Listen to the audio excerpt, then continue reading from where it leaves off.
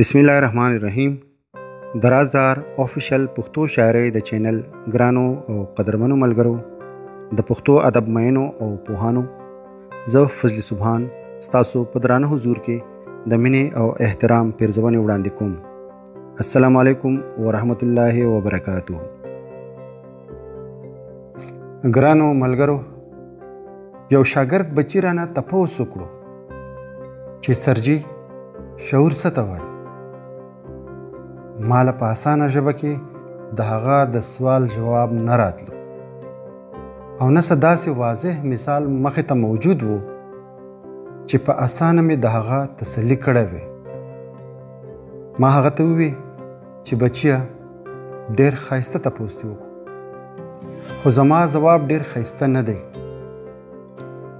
نو پرېږده چې لږ سوچ پې وکړم، بیا به درته ووایم. بس اوس دومره یې زده که چې شعور د انجام نه خبرېدو ته وایي.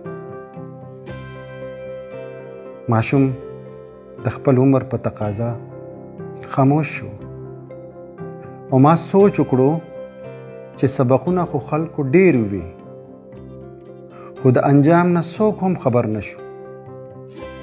د چا سره هم فکر پیدا نشو چې زما د نن کر د سبا فصل دی. زه چې نن څه سماج له ورکوم، هغه به ماته او زما اولاد ته واپس را تنبیږي. د انسان شرافت هم دا دی چې د شعور خاوند دی. خو بیا سوچ کوم چې د کم څیز خصمانه کیږي هغه وده مومي. آیا د شعور خصمانه کیږي؟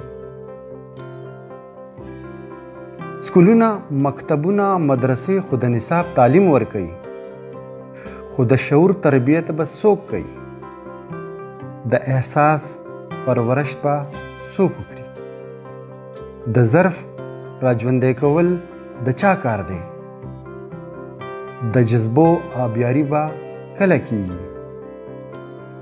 د سماجي رویو تعلیم او تهذیب په کوم یونیورسټۍ او پوهنتون کې کیږي؟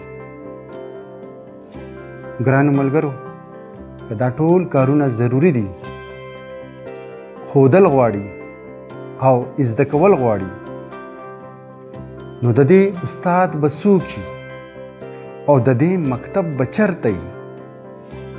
ما تنقید او ګیله وکړه، د ادم نسب به چېرته وي؟ ما تنقید او ګیله وکړه، د ادم نسب به چېرته وي؟ ګرانو ملګرو، په نثر کې چې مې خپل زړه په کم فکر نوکارې کو، نو په نظم کې هغه د الله تعالی په حضور د دعا په صورت ستاسو مخې ته ږدم. راځئ چې دا یو غزل واورو او ځان پې پوه. ای ساقي د خپلې مینې لږ شراب را، ای ساقي د خپلې مینې لږ شراب را، مړو سلګوله د ژوندون مې لږ شباب را. چې مې تن بدن کې جوړه یو غوغا کړي، چې مې تن بدن کې جوړه یو غوغا کړي، د زړه موج له مې یو نوی اضطراب را. بې ګناهم ګناهګار شومه په دار شوم، بې ګناهم ګناهګار شومه په دار شوم، ای تقدیره د ظلمونو لږ حساب را. او یو ساعت تیرول ډیر په دنیا ګران دي، یو ساعت تیرول ډیر په دنیا ګران دي، د لیک عمر تیرولو لږ اسباب را. او بې لالچه بې غرضه چې غمخوار وي، بې لالچه بې غرضه چې غمخوار وي، ای خالقه ماله دغسې احباب را. او هر طرف ته پکې ستا جلوه لیدی شي، هر طرف ته پکې ستا جلوه لیدی شي، یو روښانه زړه په مثل د آفتاب را.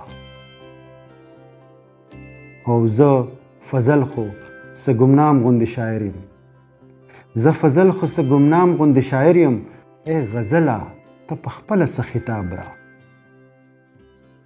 او ای ساقي د خپلې مینې لږ شراب را مړو سلګو له د ژوندون مې لږ شباب را. ګرانو ملګرو، د پښتو ادب او شعري ذوق د ځلا دپاره دا چینل سبسکرایب کړئ او دا ویډیو د خپل ملګرو سره شریک کړئ. ډیره مننه.